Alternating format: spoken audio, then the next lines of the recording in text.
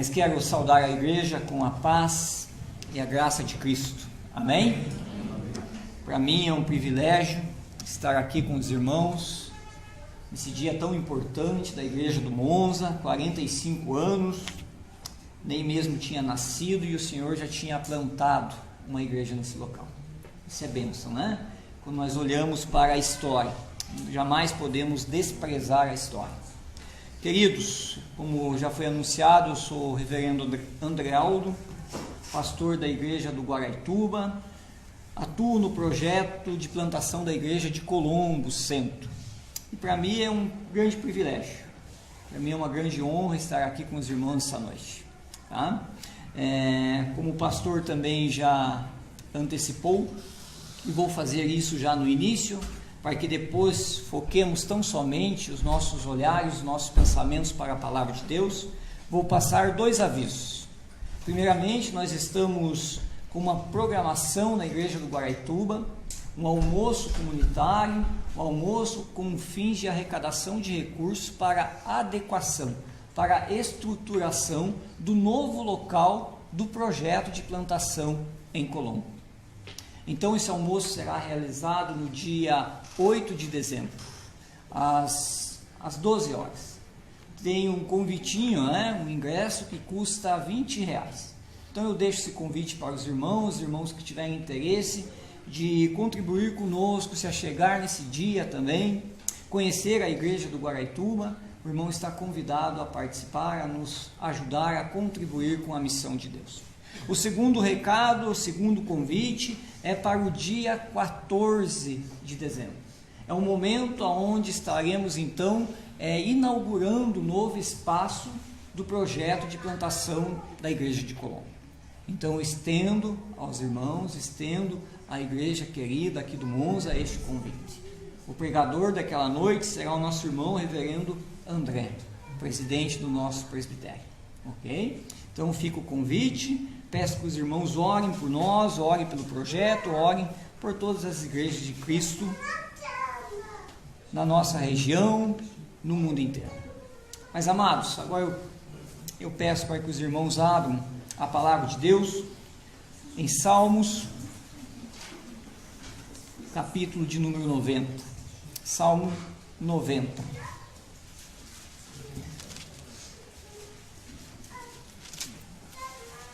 Eu tenho uma prática em minha vida, onde em 2 momentos do ano, eu paro, eu penso, eu reflito sobre os desafios, aonde faço projetos, aonde reavalio a minha atuação, aonde trago à minha memória os meus deslizes, as minhas falhas, aonde também eu penso naquilo que eu posso ainda mais potencializar para que execute melhor a obra do Senhor.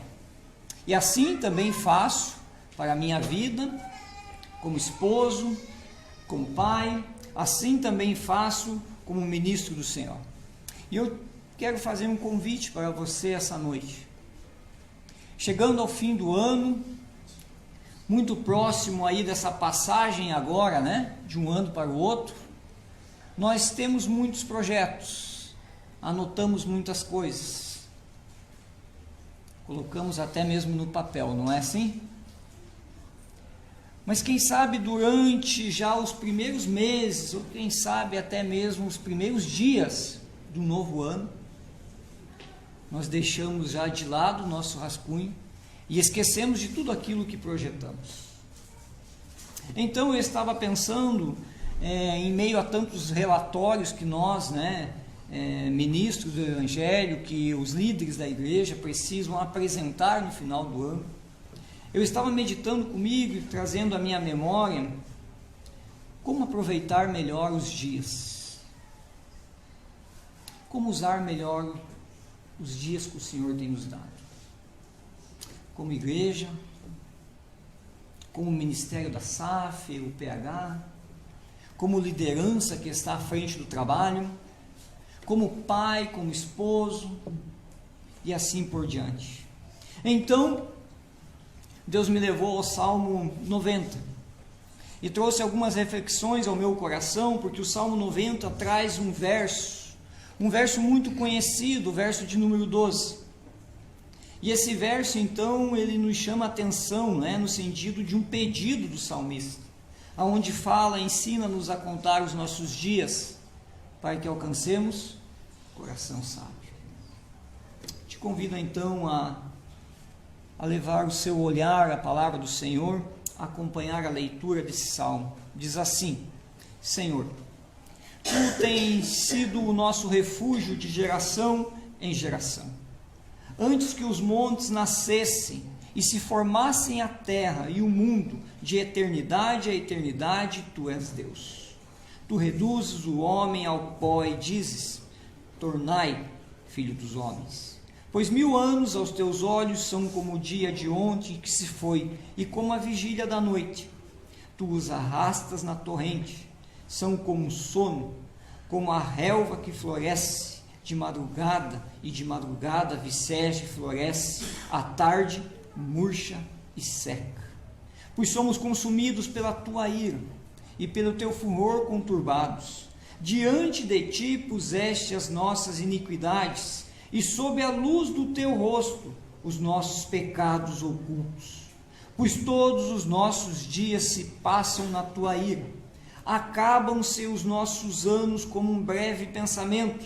Os dias da nossa vida sobem a 70 anos, ou em havendo vigor, a 80. Neste caso, o melhor deles é canseira e enfado, porque tudo passa rapidamente e nós voamos.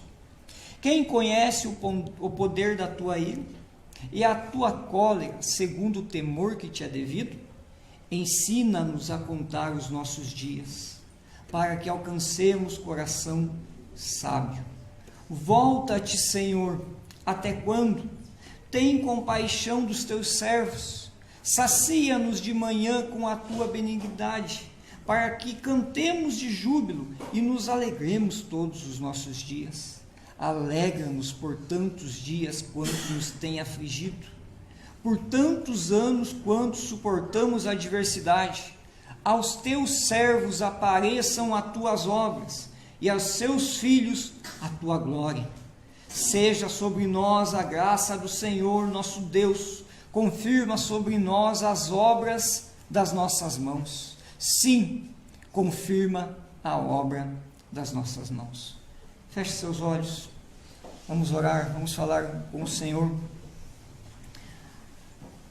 Eterno Deus, nós Te agradecemos, ó Pai, pelo privilégio de estar em Tua casa, pelo privilégio, ó Deus, de olhar para a história e perceber, ó Pai, que o Senhor é o dono dela, que o Senhor é que move vidas, que o Senhor é que move corações, que o Senhor é que levanta, ó Pai, pessoas para a Sua obra. E aqui estamos hoje, ó Deus, agradecidos por tudo que o Senhor tem feito, mas queremos também, ó Deus, nessa noite, ouvir a Sua voz, ouvir, ó Deus, a Sua mensagem, ouvir, ó Deus, as Suas palavras santas, ó Deus, e agradáveis ao nosso coração, ó Deus. Por isso, em nome de Jesus, ó Pai, confirma, ó Deus, a Sua ação no nosso meio, ó Pai, através do Teu Santo Espírito, ó Pai, conduzindo a minha vida, ó Pai, como mensageiro do Senhor, dependente de Ti sou, ó Pai. Confirma, ó Deus, na vida dos meus irmãos que aqui estão também, eu oro por eles, ó Pai, para que eles atentem à Sua mensagem. Grava, ó Deus, grava, ó Pai, em cada coração. É isso que eu Te peço, ó Pai, em nome de Jesus. Amém. Amados, esse salmo, como eu disse, ele tem um verso de transição, que é o verso de número 12, e um verso muito conhecido. Portanto, então, olhando para o desenrolar desse salmo, nós vamos perceber que tem 2 momentos dentro do salmo. E o primeiro momento, ele vai descrever realmente quem é Deus e quem nós somos. E no segundo momento, então, é a possibilidade de nós acertarmos as nossas vidas, e segundo ao que entendemos de quem é Deus e quem nós somos, nós temos a possibilidade, com a ação do Espírito Santo, de mover as nossas vidas para uma mudança. Portanto, o verso de número 1 diz assim: Senhor, Tu tens sido o nosso refúgio de geração em geração. A primeira declaração aqui que encontramos é essa declaração que esse Deus ao quem servimos é um Deus que é o nosso refúgio. Mas eu chamo já a sua atenção que Ele não é só o nosso refúgio nesse momento, Ele também é refúgio de geração em geração. Isso quer dizer que Ele foi refúgio dos nossos pais, Ele foi refúgio dos nossos avós, Ele será refúgio dos nossos filhos, Ele será refúgio também dos nossos netos e assim por diante. A segunda declaração, então, que encontramos é exatamente nos versículos de número 2 ao versículo de número 3. Há essa comparação, aonde fala de um Deus eterno, de um Deus criador, de um Deus que comanda o mundo. E esse é o nosso Deus.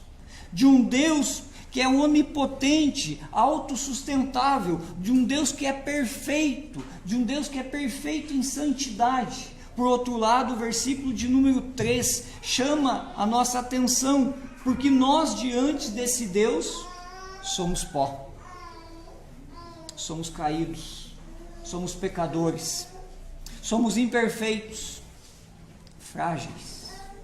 É isso que o texto quer dizer quando diz o seguinte: tornai filho dos homens. É essa questão da nossa humanidade, é essa questão da nossa fragilidade da vida, é essa questão que ao tropeçar é o que basta para que a gente venha romper o ligamento. Fragilidade da vida. O nosso Deus não sofre as intempéries do tempo, nós sofremos. Mas nos versículos 4 e 6 é exatamente essa questão do tempo.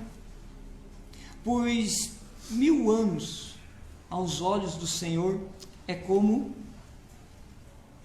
a vigília do dia para a noite. E para nós sabemos que o tempo chega, que o tempo nos abate, que o tempo pega as nossas vidas. Dos versículos números 7 a 8, meus irmãos, também vai trazer essa questão agora do pecado, aonde nós somos tendentes ao mal, aonde nós cometemos equívocos, cometemos erros, aonde nós por muitas e muitas vezes falhamos. E o nosso Deus é tão bondoso que em vez de consumir as nossas vidas pela sua ira santa, Ele resolve então estabelecer uma relação de amor, uma relação pautada na graça. Versículos 9 e 10, o salmista também vai trabalhar a questão aqui do tempo, pois todos os nossos dias se passam na tua ira, acabam-se os nossos anos como um breve pensamento. E eu creio que você, como eu, que já passou dos 40 anos, percebe isso com uma grande facilidade. Enquanto isso, quem sabe os jovens ainda, eles têm essa vitalidade, eles conseguem consumir até mesmo a vida sem pensar. Mas quando vai se chegando os anos, quando vai se chegando a questão da idade, nós começamos então a ficar mais atentos, porque realmente o tempo passa, os anos chegam, e as nossas vidas então chegam a 70 e quem sabe a 80, mas com muita canseira. Essa é a realidade que o salmista está trazendo para nós. Em um dia de aniversário de uma igreja, em um dia onde se comemora o aniversário da SAF, num dia onde temos ações de graças, é um dia então de realmente olharmos para o que o salmista está falando, de quem é Deus e quem nós somos. Isso é de grande importância para nós, porque tudo passa rapidamente e nós voamos. Eu não sei se tem algum irmão aqui que tem acompanhado esses 45 anos da igreja, pastor.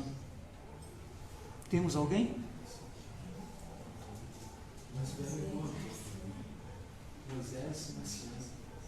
Pergunta para eles então, como que eles veem esse tempo de igreja?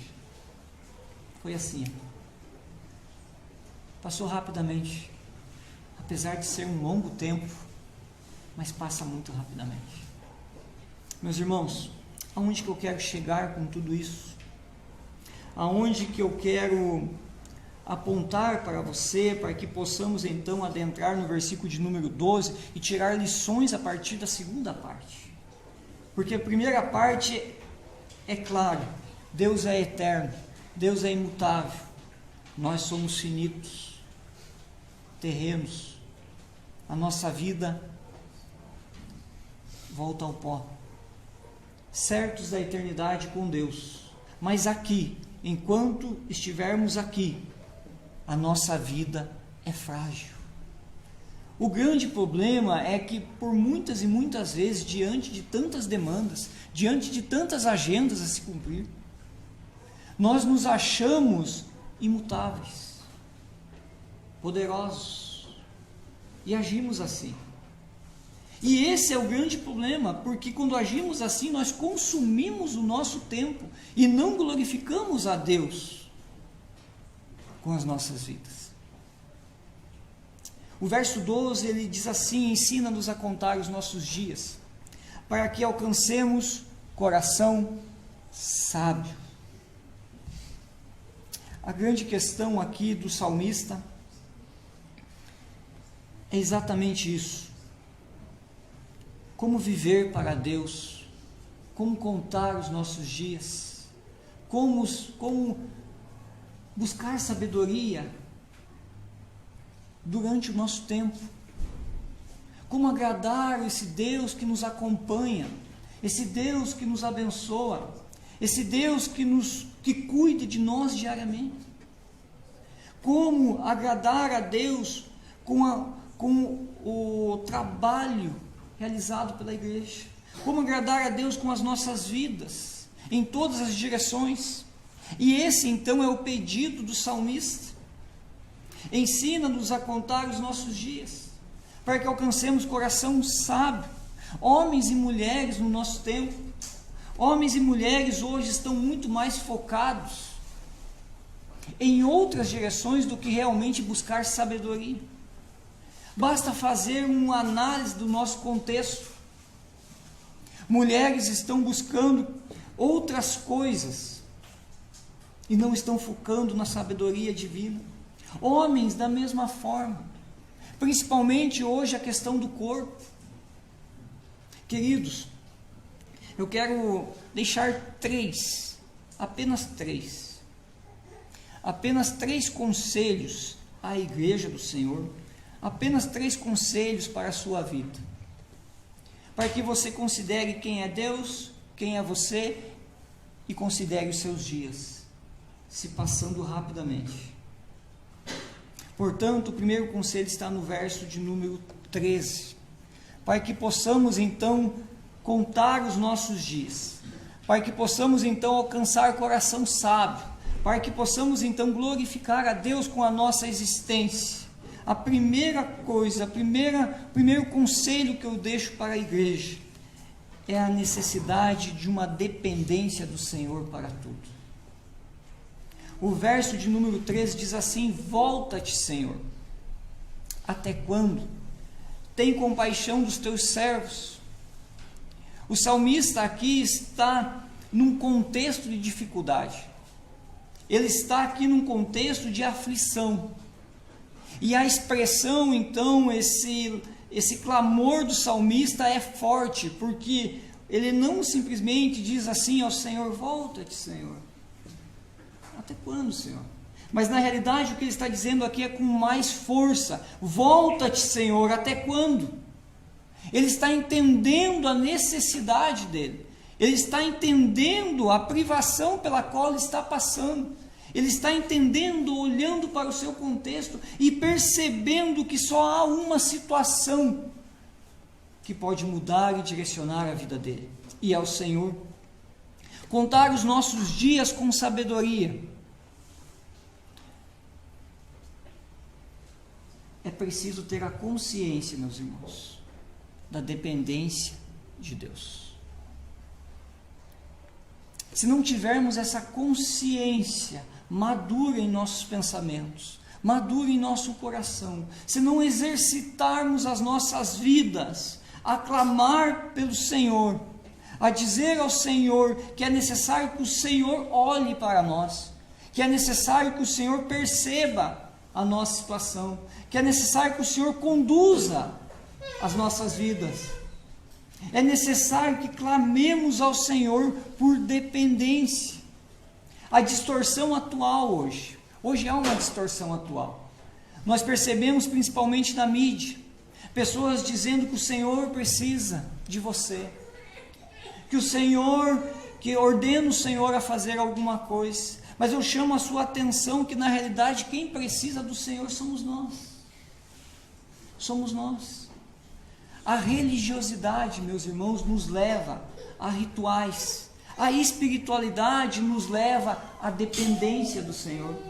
A religiosidade nos leva a termos uma vida de ritual, de marcar ponto.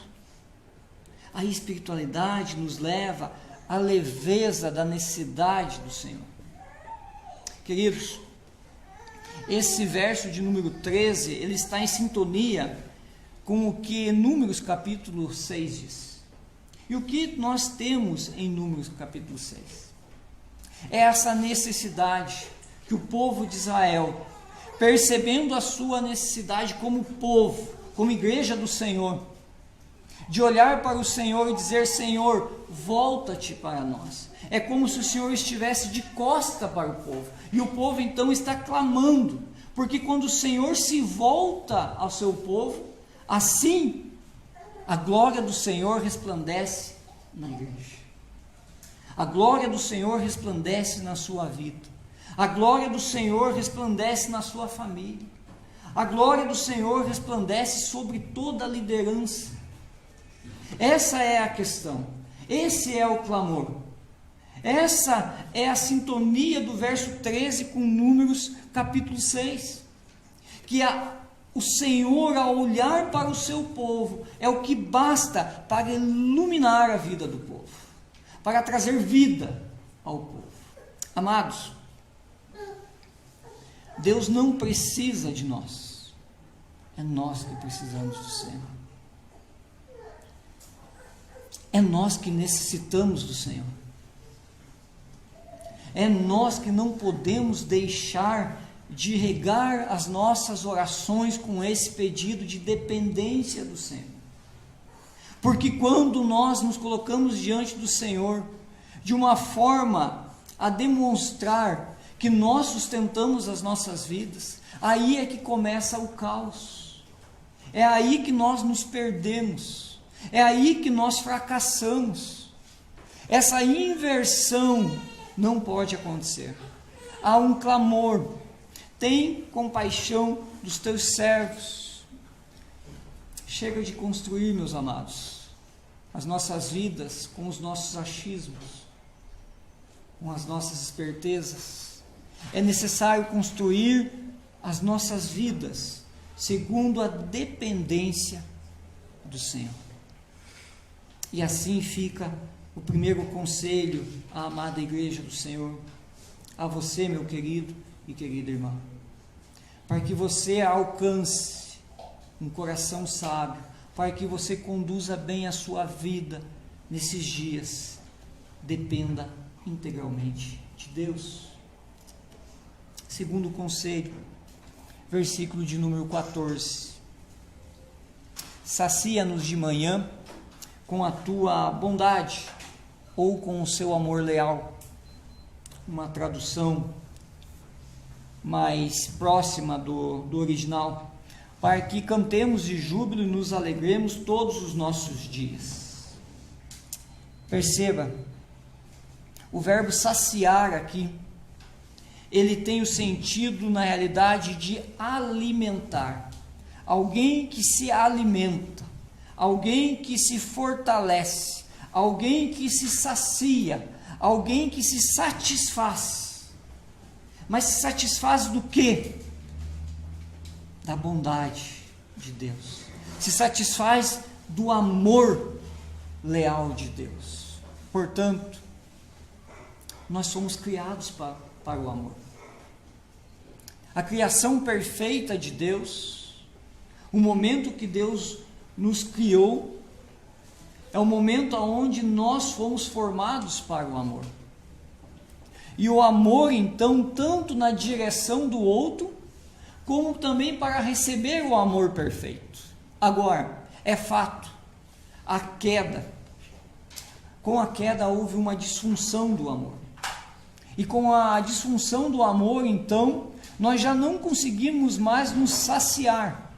Nós não conseguimos mais nos realizar. Pelo contrário, muitas e muitas vezes há frustração. É porque nós criamos expectativas. É porque nós olhamos para o outro e achamos que o outro pode nos amar incondicionalmente, sem falhas. E da mesma forma, nós também pensamos que podemos amar o outro de forma incondicional, de forma perfeita. Mas o que o salmista está aqui esclarecendo, o que o salmista aqui está dizendo a nós é que existe somente uma fonte do amor perfeito. Que existe somente um único lugar no qual nós podemos encontrar o amor verdadeiro. De repente, em algum momento da sua vida, ou de repente, os solteiros, vou começar por eles, pode pensar que vão encontrar alguém, e que esse alguém, com o passar do tempo, vai saciá-lo com um amor incondicional, com um amor perfeito. Mas os casados que estão presentes já sabem que não é assim, não é? Que nós casados temos as nossas falhas e que nós casados também temos que às vezes passar por cima dos erros do outro e exercitar o amor, não é assim? Mas também os casados, de repente pensam que um filho, agora sim, agora chegou o amor perfeito, agora o meu casamento mudará, será transformado com a chegada do novo filho. Mas na realidade, meus irmãos, aqueles que já têm filho também, sabem que não acontece isso, que não acontece. Mas também aos avós, agora sim, com a chegada do neto, tudo mudará. Encontrei o amor perfeito. Mas também nós sabemos que não é assim. Há um único lugar só. Há um único lugar onde nós podemos ser amados de forma incondicional e de forma perfeita. Sem vacilos, sem erros, sem distorção. E por outro lugar, e por outro lado, nós também podemos oferecer um amor não incondicional, não tão leal assim, devido ao pecado, devido à queda. Mas nós temos a possibilidade de adorar um Deus, de se relacionar com Ele, de levar a Ele as nossas dificuldades, de agradecer a eles pelas bênçãos recebidas. É isso que o texto diz, mas o texto, ele nos traz um detalhe, e eu não sei se você percebeu ou não, e eu te chamo a atenção para esse detalhe, para que desfrutemos então desse amor leal, desse amor incondicional, sem falha.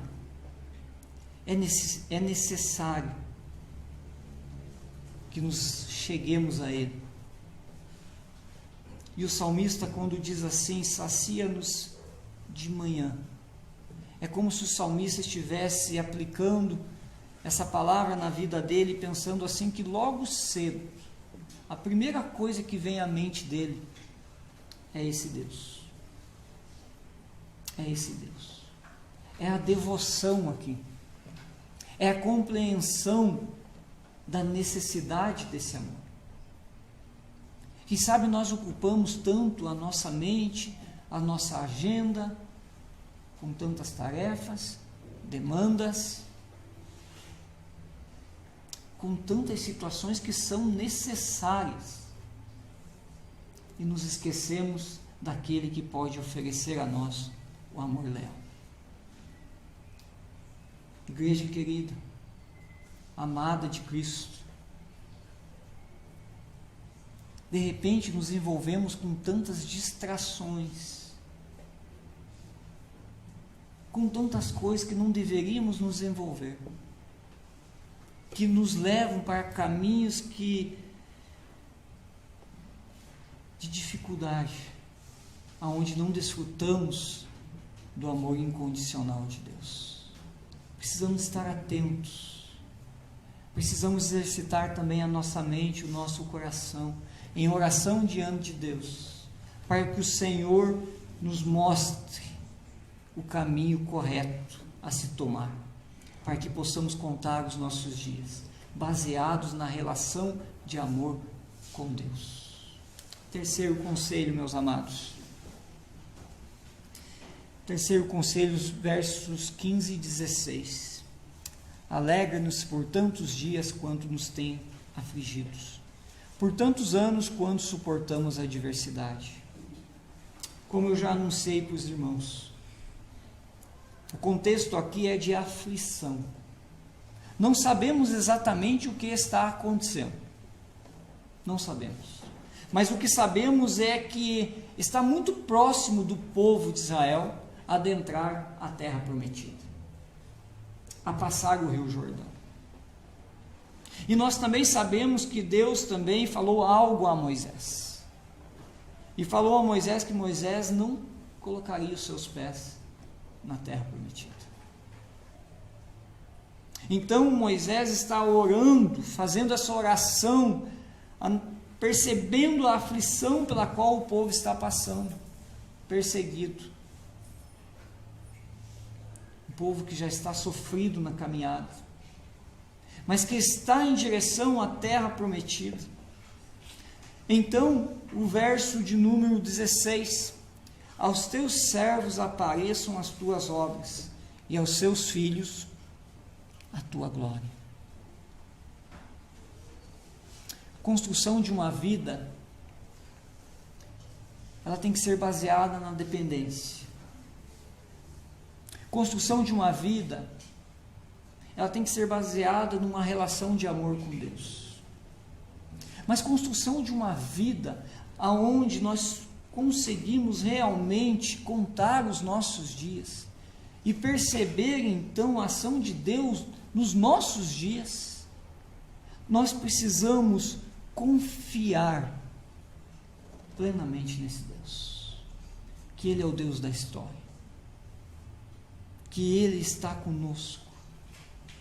Portanto, diante das dificuldades, diante das aflições pastorais, diante de um conselho administrativo da igreja, diante de uma mocidade, diante da SAF, da UPH, que às vezes se deparam com situações aonde, Senhor, por que isso? Por que estamos passando por isso? Senhor, levanta mais pessoas. Senhor, acrescenta, Senhor. Mas isso não ocorre, de repente, isso não acontece da forma como nós gostaríamos. E assim também a aplicação na sua vida, na sua família. Mas a questão não é o porquê, a questão não é levantar a voz e perguntar ao Senhor por quê. A questão é simples, a questão é apenas considerar que Deus está no comando da história, que Deus está no controle de tudo. E Deus agiu assim com o povo de Israel, com a igreja do Senhor do passado, e da mesma forma Deus age com o povo, com a igreja nesse momento. As dificuldades, na realidade, elas aparecem para acrescentar. Elas aparecem para que a gente cresça, com o propósito de crescimento. A ação de Deus no meio do povo é para o crescimento do povo. Nada está fora do controle, nada está fora dos pensamentos do Senhor. Tudo está dentro daquilo que Deus já projetou, daquilo que Deus já pensou antes de toda a eternidade. Amados, os nossos planos são muito pequenos diante dos planos do Senhor. Considere isso. Considere isso. Precisamos aprender a contar os nossos dias, mesmo em dias de adversidade. Precisamos realmente considerar cada detalhe dos nossos dias, mesmo em tempos de crise, mesmo em tempos de choro, mesmo em tempos de dor.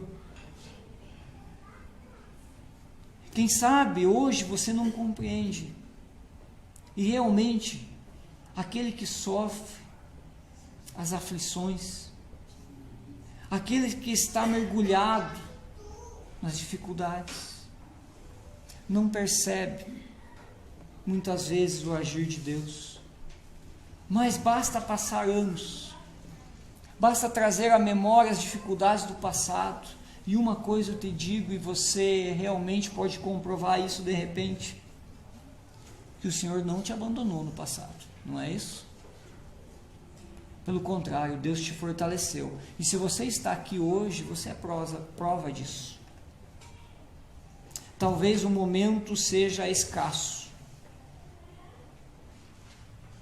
talvez o momento seja de privação, mas eu quero te dizer que, mesmo que os seus olhos se fechem para a realidade desse mundo, os seus olhos se abrirão para uma outra realidade, para a realidade eterna do Senhor, aonde essa questão de dor, privações, aflições já não mais existirá. Por isso então que o salmista pede: aos teus servos apareçam as tuas obras, e aos seus filhos a tua glória. A glória do Senhor resplandece nas nossas vidas. Nós somos instrumentos do Senhor para que a glória do Senhor apareça ao mundo, para que a igreja do Senhor demonstre a glória do próprio Deus que alimenta a igreja. É por isso que existimos. A nossa existência se baseia nesse único objetivo: glorificar, testemunhar de Deus.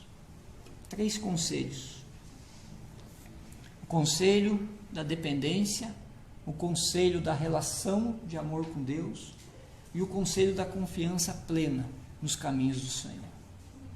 Mas eu te chamo a atenção para o final do verso 17, concluindo. E eu tenho que confessar aos irmãos que quando chega no verso do número 17 é como se desse um nó nos pensamentos do pregador, porque até o verso de número 11, quem é Deus, quem somos, ok. Verso de número 12 em diante, a situação onde há pedidos, e o salmista ele pede, o salmista busca isso diante de Deus. Mas o verso 17, ele me chama a atenção porque é como se houvesse uma inversão agora. O salmista ele tem a ousadia de se chegar diante de Deus e fazer um último pedido, se assim podemos dizer. E eu te chamo a atenção para esse pedido que diz assim: seja sobre nós a graça do Senhor. Até aí tudo bem. Seja sobre nós a graça do Senhor. Amém. Amém. Mas perceba agora: confirma sobre nós as obras das nossas mãos. Ele não está pedindo para que Deus confirme as obras das mãos do Senhor. E ainda há um reforço desse pedido, porque o verso continua: confirma sobre nós as obras das nossas mãos. Sim, confirma a obra das nossas mãos. Quem de nós pode estender as mãos aos céus e dizer: Senhor, confirma as minhas obras nesse momento? Senhor, confirma o que eu tenho feito. Senhor, olha para os meus feitos, olha para a minha condução da minha vida, olha para o meu agir na igreja, olha para a minha família. Senhor, meus pensamentos, Senhor, o meu empenho de proclamar, de revelar aos outros a boa nova do Senhor. Senhor, confirma essas minhas obras. Amados, nós só podemos fazer isso quando realmente entendemos que tudo que fazemos, que tudo que construímos, que tudo que projetamos, é baseado nessa questão de glorificar a Deus com a nossa existência, baseado na graça do Senhor. Porque sem a graça do Senhor nós não somos nada. Sem a graça do Senhor nós somos inúteis. Sem a graça do Senhor nós somos zero. Agora, com a graça do Senhor, nós podemos comemorar 45 anos da existência da igreja. Podemos comemorar o aniversário da SAF. Com a graça do Senhor, nós podemos estender as mãos aos céus e agradecer pelas dádivas que o Senhor tem nos dado. Pela graça do Senhor, podemos considerar a história da igreja do Monza e agradecer ao Senhor por cada servo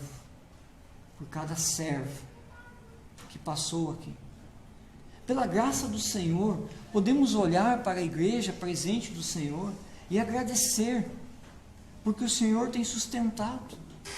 Pela graça do Senhor, nós podemos projetar os nossos dias e olhar para o futuro e perceber que, mesmo não estando aqui mais, a igreja do Senhor permanecerá. Tudo isso pela graça do Senhor.